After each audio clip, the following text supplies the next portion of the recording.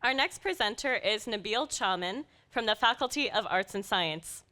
Nabeel is pursuing his master's in health and exercise science, and his thesis title is Effectiveness and Safety of Resistance Training for Individuals with Traumatic Brain Injury, a Scoping Review. And his 3-minute thesis title is Out Injured, Not for Long. Good luck, Nabeel.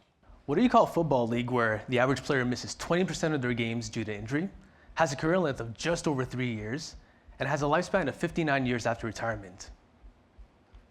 You call it the NFL. Oh no, not the National Football League, the Not for Long League.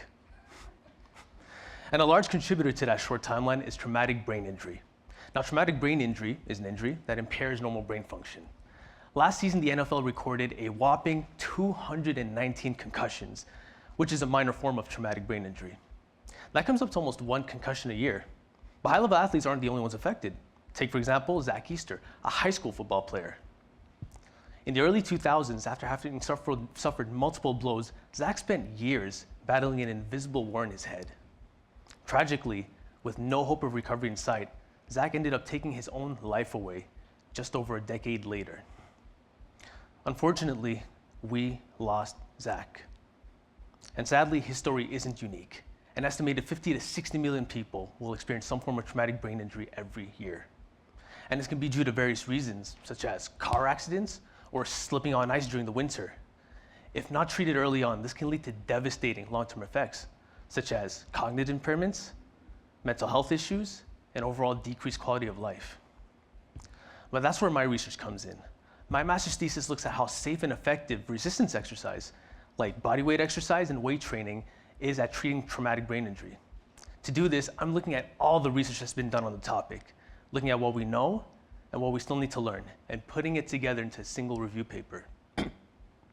The next step will be to conduct interviews with professionals in the field, as well as people who've already experienced traumatic brain injury, to help create my own original exercise protocol. This will be for a pilot study that'll look at how effective and safe these exercises are in people who've recently experienced mild traumatic brain injury, by tracking any side effects that happen either during or after the exercise protocol. Resistance exercise has the potential to redefine how we treat traumatic brain injury, not just by improving physical strength, but by improving brain recovery as well. By understanding its safety and effectiveness, we can fill a significant gap in rehabilitation practices, ensuring that stories like Zach's are never repeated, and potentially helping millions of people and giving hope to them, people who've gone through similar experiences as Zach has. And with all that being said, I think it's safe to say that NFL is one step closer to truly standing for not for long. Thank you.